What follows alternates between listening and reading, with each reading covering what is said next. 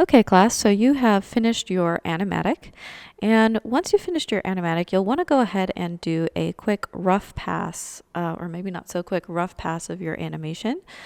So that means going through and just filling in everything that you actually want to move. So maybe you just indicated that you want the house to stand up or whatever it is for you. But now you need to go through frame by frame with your onion skins and actually figure that out.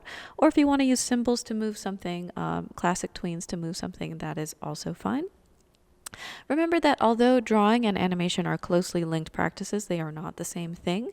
So if you are not comfortable drawing or the tools that you have do not make drawing super easy for you, that's fine. Just use shapes, use your mouse, it'll be good. I also really want you to create a palette for your coloring of this. So I've gone through and done my clean animation here, which is a layer above the rough pass animation you saw before. And I'm going to color it now by selecting the colors that I want out of literally just stealing these from a scene that I really liked. So there's no copyright on colors. You can absolutely take these colors, no problem. You just don't take the whole artwork and save that into your swatches. You can also use any of the strategies that I've outlined previously. So whatever you do, just make sure you pick a palette. Once you have that palette and you start coloring in your animation, you may want to know a few things. So the first is that you can color underneath your line work if you'd like. If you want to color on the same layer by filling in with your bucket tool, you can make your life easier by selecting your close large gaps option. So with the paint bucket tool selected, go over here to the tool and say close large gaps. And what that will mean is that, let's say I've drawn this here and it has this little gap here.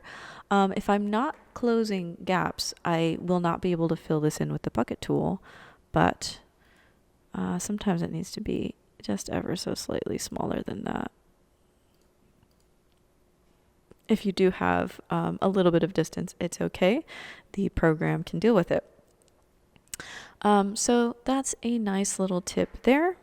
Most of this is just, it's a lot of work. Animation is one of those things that I think is fairly simple, except for that it requires a lot of time. So any sort of thing that you can do to cut down on time is totally allowed here. One of the important things I think is not doing multiple frames with the wrong colors.